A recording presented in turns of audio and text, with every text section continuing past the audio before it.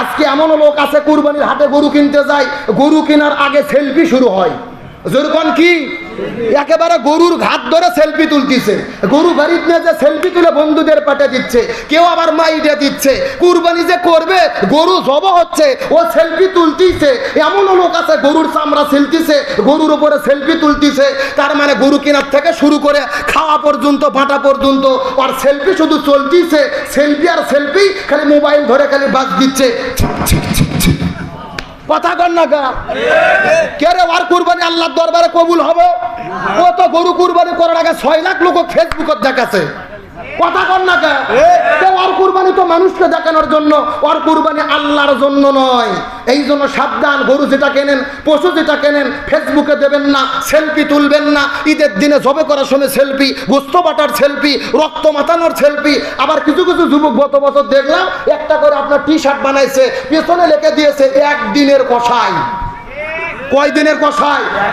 মানে ওরা নাকি 1 দিনের কষাই হচ্ছে। ইচ্ছা মতো গোস্ত নিয়ে খেলাখেলি করতেছে। অনুভূতি আনার বিষয়, হযরত ইব্রাহিম আলাইহিস সালাম ইসমাইলকে কুরবানি করেছে। ওই অনুভূতি নিয়ে যদি কেউ গরু কুরবানি করে, সেলফি তোলা তো দূরের কথা, চোখের কান্না বন্ধ করতে পারবে না। সুতরাং সেই অনুভূতিকে আমরা অন্তরে আনতে পেরেছি। এই জন্য বলে লোক দেখানোর জন্য সেলফির কোনো কাজ নাই, এগুলো কাজ করা যাবে না। এখান থেকে আমাদেরকে দূরে রাখতে হবে। আবার কুরবানির ঈদ যখন চলে আসে, আমরা কুরবানির দিনে এমন খাওয়া খাই, পেপসি 7 আপ না খেলে গরু গোস্ত হজম হয় না। কথা কন না কে? মানে ঈদের দিনে দেখবেন বিটির বাড়ির যাচ্ছে ভাত গোস্ত নিয়ে, 1 কেজি গোস্ত সাথে 2 লিটার একটা 7 আপ। আমার রাসূল বলেছেন, খাও তোমরা পেটকে 3 ভাগ করে, 1 ভাগ খালি রাখো, 1 ভাগ খাও, আর 1 ভাগ পানি খাও। আর আমরা এমন মুসলমান, এমন খাওয়া খাই, 7 আপ না খেলে গোস্ত হজম হয় না। তারপরে দেখবেন সারা বছর যত রোগ না হয়, ডাক্তারের কাছে রুগী না যায়, কুরবানি ঈদের পরে রুগী ভিড় জমে যায় লাইন ধরে।